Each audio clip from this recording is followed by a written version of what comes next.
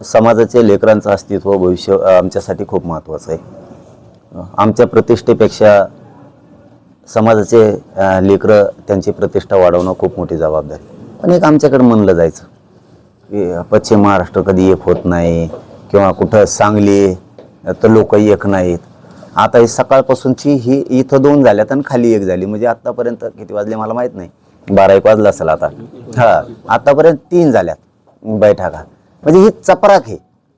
हे जे कोण म्हणतं ना की मराठी एक होत नाहीत, सांगलीतले होत नाहीत, पश्चिम महाराष्ट्रातले होत नाहीत, साताऱ्याचे होत नाहीत, पुण्याचे होत नाहीत, कोल्हापूरचे होत नाहीत ना, ही जमून चपराक आहे त्यांना एक की मराठी सगळी एक आहेत आणि मुंबईला करोडोत मराठा येणार आहेत। पहिल्यापेक्षा 5 पट मराठी यावेळेस मुंबईत सगळेजण घुसणार आहेत, मुंबईत येणार आहेत आणि ती तयारी आम्ही करून घेतोय की आता सगळ्यांना जबाबदारी दिली। कारण मला पहिल्यासारखं फिरणं होत नाही। पहिला मी 1.5 2 महिने सलग राज्यात बाहेर राहायचो। त्या उपोषणामुळे शरीर खूप खचलंय, थकलंय, त्याच्यामुळे मला नाही जाता येत जास्त। तर मग आता त्यांच्या खांद्यावरची जबाबदारी, यांनी गावं पिंजूर काढले। मला आज इथं आल्यावर कळालंय की सांगलीत गाड्या लावून सुद्धा झाल्यात जणू गावोगावी। नसता एक आमच्यात कन्फ्युजन होतं। मी काय कधी खोटं बोलत नाही आणि मीडियाला तर बोलत नाही। माझ्या मीडियाच्या बांधवाला राज्यभरातल्या माहिती आणि आमच्या मराठवाड्यातल्या सगळ्या माहिती। मी कधीच खोटं बोलत नाही जीवनात, जे आहे ते खरं सांगतो। त्यामुळे त्यांचं माझं बी असं पटतंय। कारण इथं आल्यावर मला माहीत झालं की सांगलीत गाड्या सुद्धा लावून झाल्यात। तयारी पाहिजे याच्यापेक्षा फक्त एक नवीन आता पायंडा आणि मोहीम सुरू झाली की प्रत्येक मराठ्याने घराघरातल्या प्रत्येकाजवळ 100 200 500 1000 नंबर आहेत।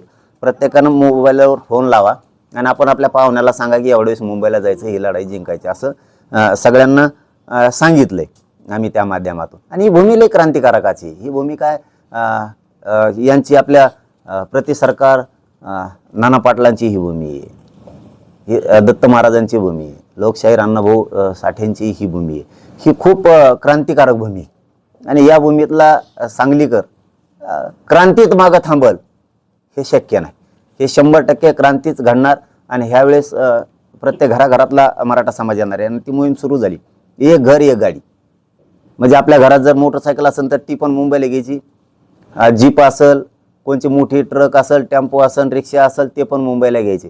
ही मोहीम आता सुरू झाली कारण काहीकडे प्रत्येकाकडे गाड्या नाहीत। आपण आपली 1 दिवसासाठी मुंबईला 29 ऑगस्टला गाडी घ्यायची हे ठरलंय आणि ती मोहीम सुरू झाली। मराठी 100% आता मुंबईत सगळे दिसणार आहे। प्रत्येक मराठा समाजाचे जे सत्तेत नेते आहेत, मंत्री आहेत, ते समाजासाठी सरकारवर दबाव का टाकत नाही? तेच तर दुःख नाही दादा, मग आमचं तेच तर दुःख नाही ना। आमचं नशीबच इतकं वाईट आहे की ज्यांना आम्ही मोठं करतो तेच आमच्या लेकरा बाळासाठी झटत नाहीत। आता प्रश्न तोच होता, अजित पवार आणि एकनाथ शिंदे हे 2 प्रमुख हे लीडर आहेत सत्तेमध्ये। मग होतं ना यावारी एकटे दोघं। सांगलीच्या या क्रांतिकारी भूमीतून आमचं आव्हान आहे त्यांना, समाजाच्या बाजूने उभा राहा।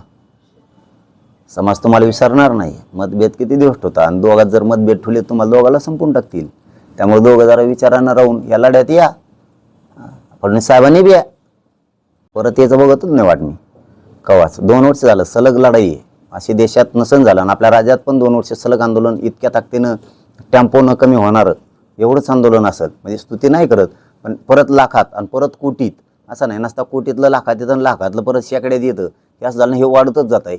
म्हणजे हे पहिलं आंदोलन आहे, त्यामुळे मी ते बाकीचे विचार नाही करत कधीच। मुंबईत तुम्ही कुठे हे करणार आहात? आझाद मैदान सगळ्या मैदाना मागितलेत आम्ही, आहेत मुंबईतले तेवढे पण मागितलेत, पण मुख्य आंदोलनाचं ठिकाण हे आझाद मैदानाच राहणार आहे। पण आता पोराला झोपायला त्याला सगळे BKC मैदान, छत्रपती शिवाजी महाराज पार्क, तिथले असणारे सगळे ग्राउंड आम्ही मागितलेले आहेत त्यांना। आम्ही म्हणूनच मोगाशी म्हणलं की ही क्रांतिकारी भूमी आहे सांगलीची आणि क्रांतिशिवाय नाना पाटलांच्या या भूमीतून, क्रांतिकारी भूमीतून, या पवित्र भूमीतून आम्ही आव्हान करतोय त्यांना। इथून पाठीमागं तुमचं मिळालं नाही मिळालं, परंतु इथून पुढच्या काळात तरी पाठबळ गोरगरिबांच्या, गरीब मराठ्यांच्या बाजूने तुम्ही ठेवा। सगळे राजकीय पक्षातले जेवढे लोक आहेत, जेवढे आमदार, मंत्री, खासदार, पदाधिकारी, सगळ्या नेत्यांनी उभा राहा। शेवटी समाज तुम्हाला कधी विसरणार नाही। ही आर्त हाक आहे, वेदनेची हाक आहे गोरगरीब मराठ्यांची। या लेकरांच्या डोळ्यात अश्रू येतं, यांचे पुसण्यासाठी मायबाप बना, कमीत कमी मायादाया येऊ द्या, भावनेशी कधीतरी तुमचं एक रूप दाखवत जा। आमचं विनंतीपूर्वक तुम्हाला आव्हान आहे की सगळ्या पक्षातले सगळ्या मराठ्यांच्या नेत्यांनी या अंतिम, या भूतोना भविष्यात अशी लढाई, ही यावेळेस अंतिम लढाई होणार आहे, याच्यात तुम्ही सगळेजण सहभागी व्हा, सगळेजण साथ द्या। या क्रांतिकारी भूमीतून तुम्हाला माझं विनंतीपूर्वक आव्हान आहे सगळ्यांना।